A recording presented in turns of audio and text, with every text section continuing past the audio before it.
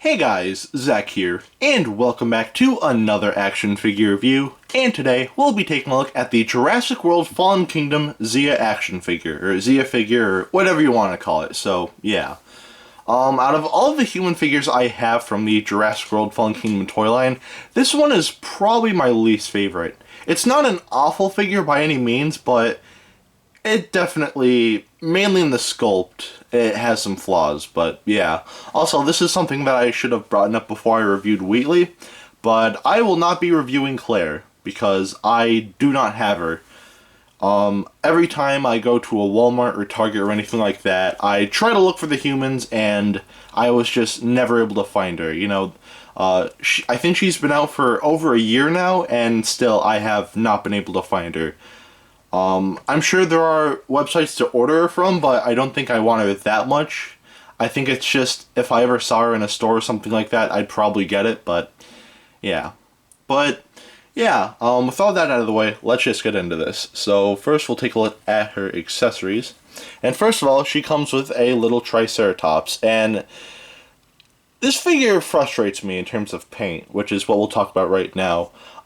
This figure, just like with the Ankylosaurus and the Dimorphodon, this figure is not painted whatsoever, except for the horns. The horns are actually painted, it's kind of the same color, but it's more like of a brighter shade.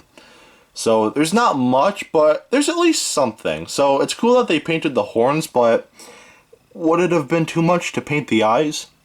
Just as a comparison, here is the original Kenner Triceratops that came with Ellie Sattler. And as you can see, the eyes here are painted, you know, and there's more of a color variety here, which looks very nice and a lot better than this. So, yeah. And just because I can, here is the baby Triceratops from the Lost World. And again, this one has painted eyes and more paint variety. So, yeah, these two right here are better than this, in my opinion. So, yeah. Unfortunately, there's not a lot of paint here. It's cool that the horns are painted, because with the other minifigures in this line, the horns were not painted, but again, the lack of paint on this figure is not great, so the paint does not get a pass. Now I'll take a look at the articulation, and there's none, so again, the articulation on this figure does not get a pass, but sometimes no pass isn't necessarily a bad thing. Depending on the figure, no pass can sometimes be a good thing, or just, you know, okay, not always a bad thing, so yeah. Again, the articulation, no pass. Now I'll take a look at the sculpt, and the sculpting on this figure, really nice. Just one minor complaint. I think I would have preferred this to look more like the baby Triceratops from Jurassic World, and not so much the adult. And that's something else I like more about the Kenner Triceratops, because, yeah, the horns look a little weird, but Kenner tried to make this look like a baby Triceratops, or they tried to make it look similar to the one that, the Stan Winston maquette that was originally going to be in Jurassic Park, but wasn't. This is just a shrunken down Triceratops, but the sculpting all around still looks very nice and looks a lot like the Triceratops from Jurassic World, so yeah. The sculpt looks nice, so it gets a pass. Now I'll take a look at the detailing, and the detailing on this figure, again, is good. The detailing in the head here, if my camera can focus, looks very nice. All of the scales on the crest right here looks nice. And the face detailing looks very nice as well. And on the side of the body, we have some more creasing and more folds and wrinkles and whatnot, which look very nice. And the scaling throughout looks very well as well. And yeah, that's pretty much it for the detailing on this figure. Not a lot of detailing, but the detailing that's there is very nice. So the detailing here gets a pass. And this isn't bad, the sculpting's nice and the detailing's nice, but the lack of paint is kind of a problem. And it's not just for this figure, it's with the other baby dinosaurs that come with the human figures in this line, so yeah. At least the horns are painted, but that's it for that.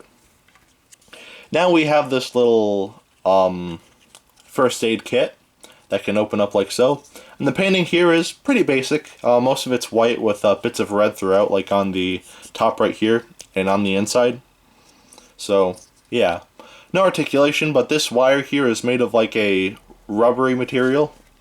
So it can kind of clip around the leg of the Triceratops like so. So you could kind of do something like that, which is a neat idea. I'm not against that. So, yeah.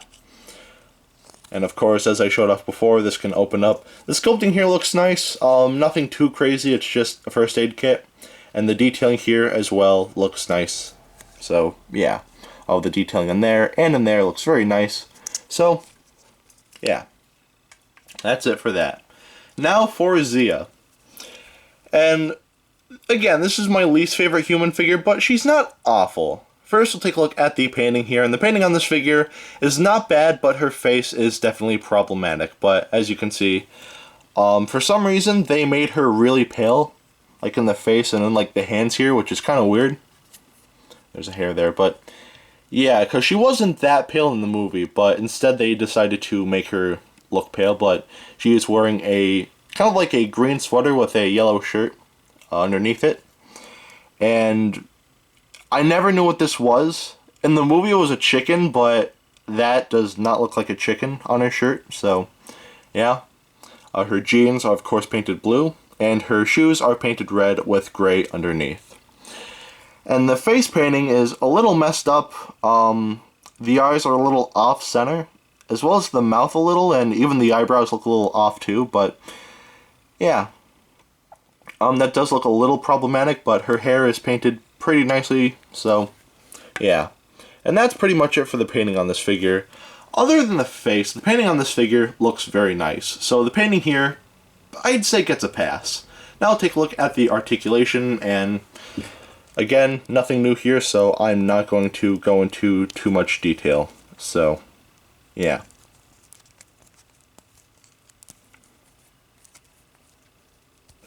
Very nice range.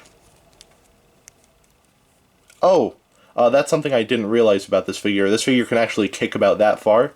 So, yeah. But that's pretty much it for the articulation. Slightly better than the other figures in this line. So, yeah, it's still pretty average, but the fact that I can kick back more is honestly pretty cool. So, yeah.